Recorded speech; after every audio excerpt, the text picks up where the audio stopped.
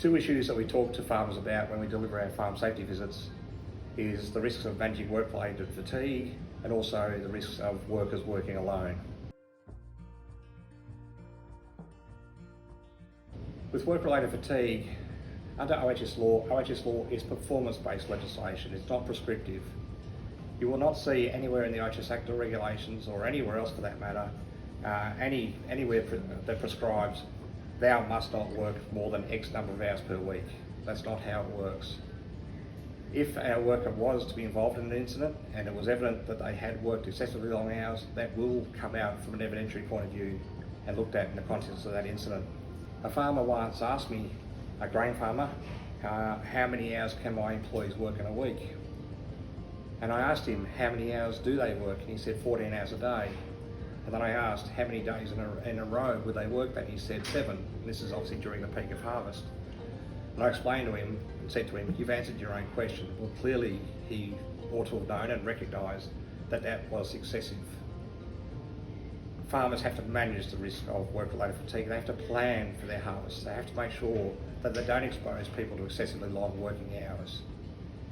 If an incident occurred, even possibly driving home after a long day, or if they're taking the grain truck out and having already put in a lot of hours, or a long week without having enough sleep and enough work-life balance throughout the course of the work week, that certainly creates legal risk for a farmer in an OHS context. It's something that WorkSafe would look at and investigate.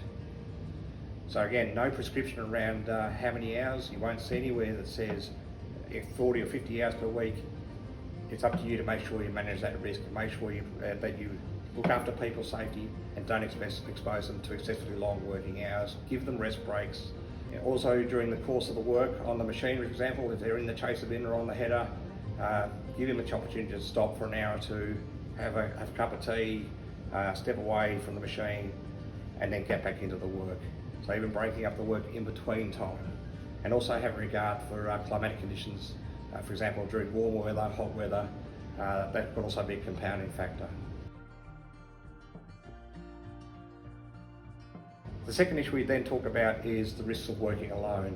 And there have been a number of incidents over the years with farmers and farm workers working in isolation. It's really, really important for farmers to ensure that for themselves and for their employees, they always have appropriate means of communication.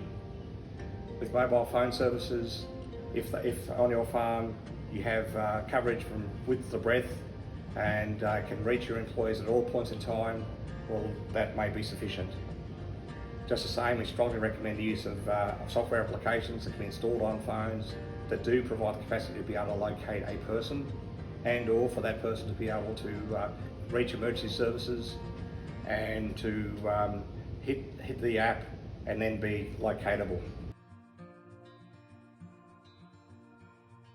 Beyond phone networks where they're not adequate, it can be a combination of two-way radios, locator beacons, CBs, sat-nav devices.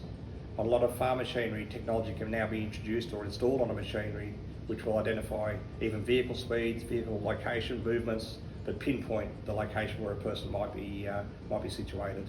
For further information and guidance on fatigue and working alone, visit the Making Our Farm Safer website. Also look at WorkSafe Victoria's website. They have some good resource on both of those topic issues.